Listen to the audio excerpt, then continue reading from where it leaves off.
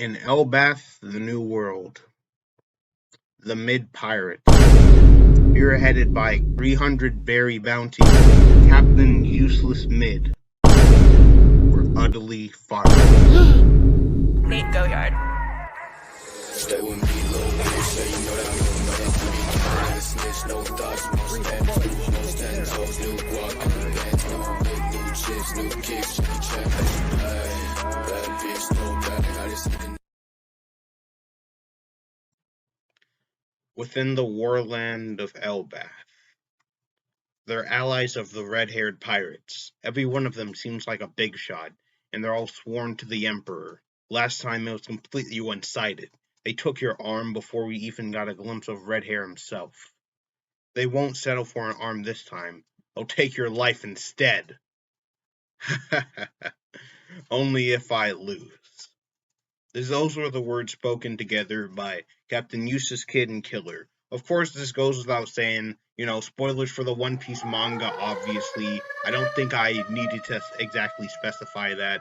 It's chapter, up to the most recent chapter, which is chapter 1079, So, before I start this video, I was having issues with just getting an editor, so it's not that big of a deal now. I can just start up now.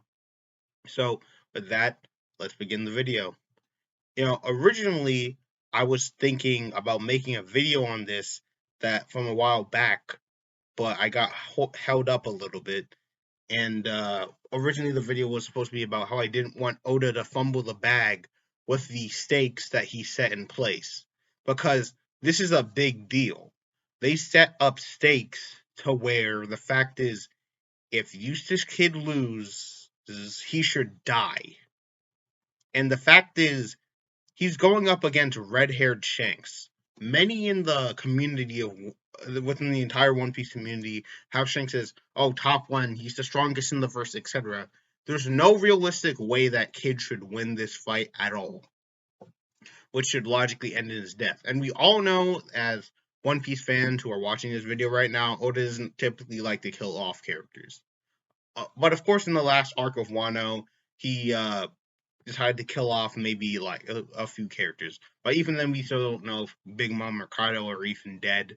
And yeah, and we both know exactly what I'm talking about, But the fact is, it's a big deal.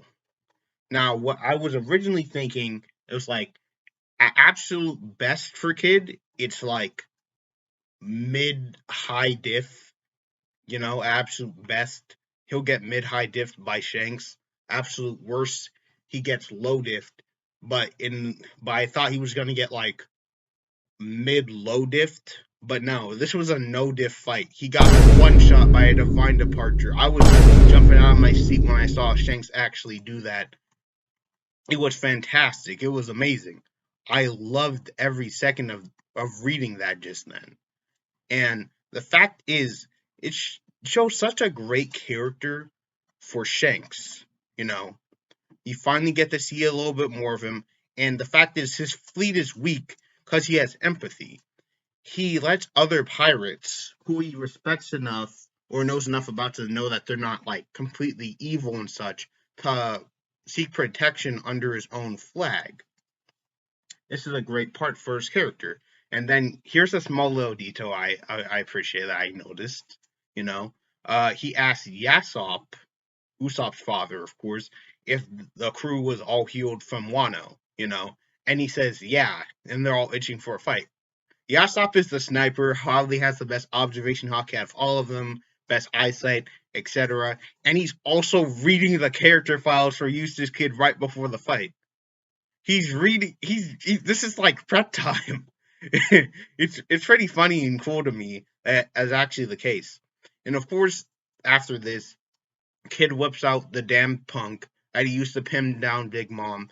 And the thing is, I thought this was a really epic scene. Like, you see what was actually going to happen. This is like way too severe, so Shanks has to do something about it. And the thing is, what makes what's about to follow so much more impactful is that we know how strong Eustace Kid is. He's no slouch. People, of course, like to maybe bash him or mock him or something, when that's not entirely the case. You know? He's Yonko tested. Like, this man was putting in work against Big Mom, putting in work against Kaido. Like, he's a really big deal.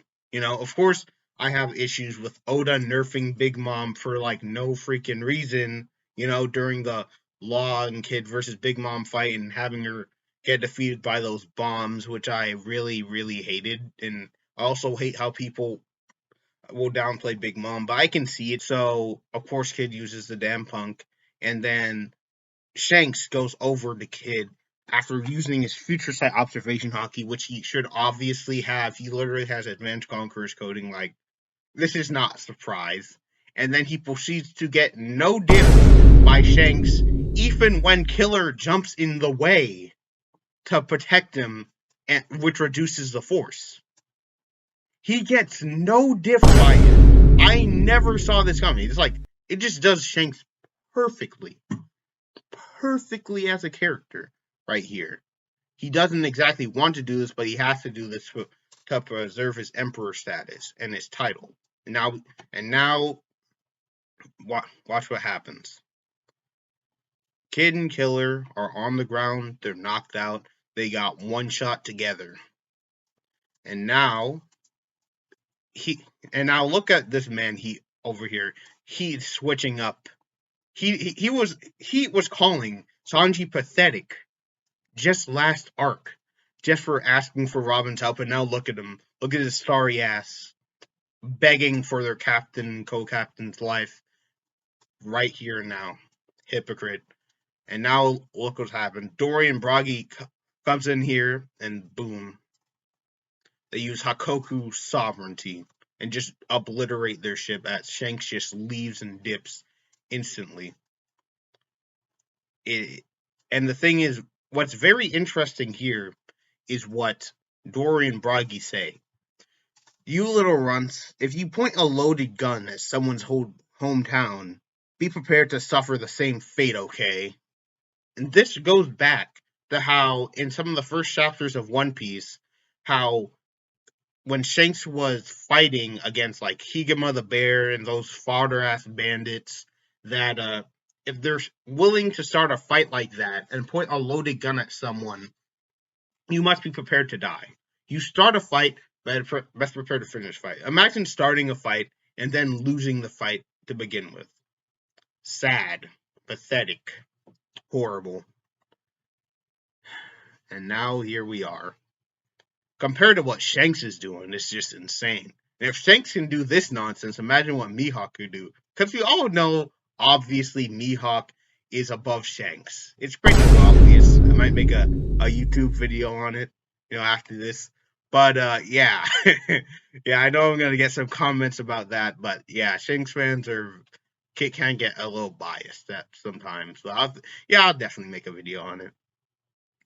Stupid dog! You made me look bad!